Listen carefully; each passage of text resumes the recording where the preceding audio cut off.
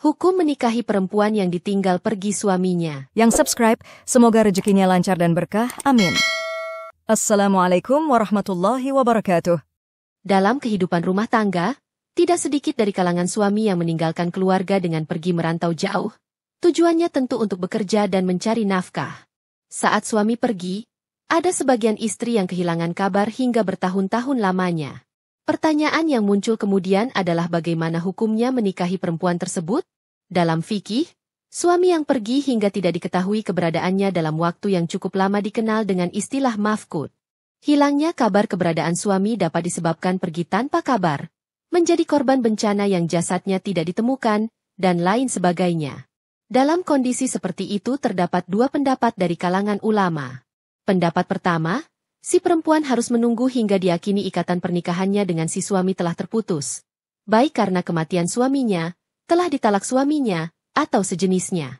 Kemudian ia telah menjalani masa iddahnya. Hal ini mengingat hukum asal dalam kasus tersebut adalah si suami masih hidup dan status pernikahannya masih berlaku secara meyakinkan sehingga tidak dapat dianggap batal kecuali secara meyakinkan pula. Demikian pendapat Imam Asy-Syafi'i dalam Qaul Jadid.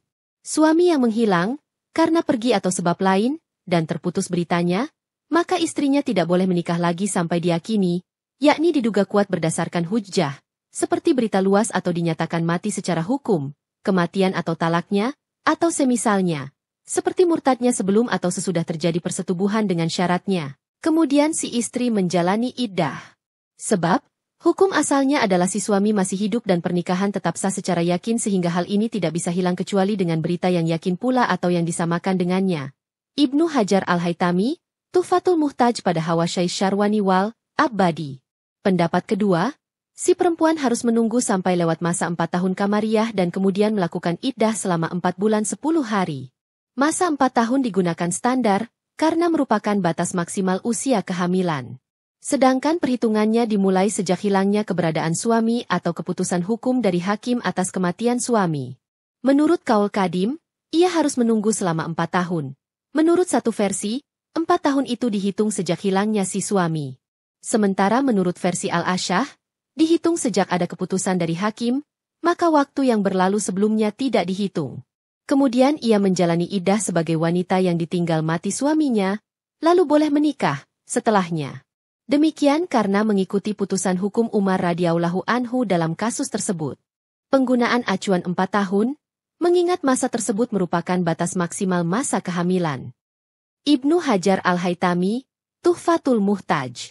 Pendapat Qaul Qadim Imam Asy-Syafi'i rahimahullah ini selaras dengan riwayat pendapat ulama lainnya.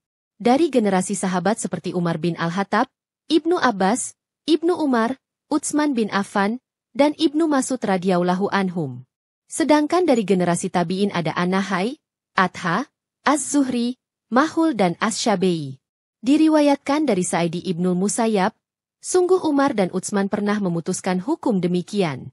Dengan sanad syahih, Sa'idi bin Mansur meriwayatkan dari Ibnu Umar radhiyallahu anhu dan Ibnu Abbas radhiyallahu anhu, keduanya berkata, istri mafqud harus menanti 4 tahun.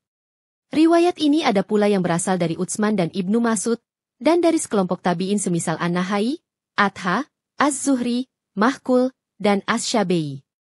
Ibnu Hajar Al-Asqalani, Fathul Bari Syarh Syahihil Bukhari. Dengan demikian, hukum menikahi perempuan yang ditinggalkan suaminya dibolehkan dengan mengacu pada 2 pendapat.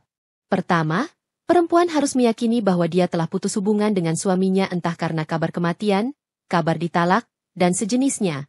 Selanjutnya menjalani masa iddah. Kedua, perempuan harus menunggu sampai 4 tahun sejak hilangnya keberadaan suami dan dilanjutkan dengan masa iddah selama 4 bulan 10 hari. Wallahu alam.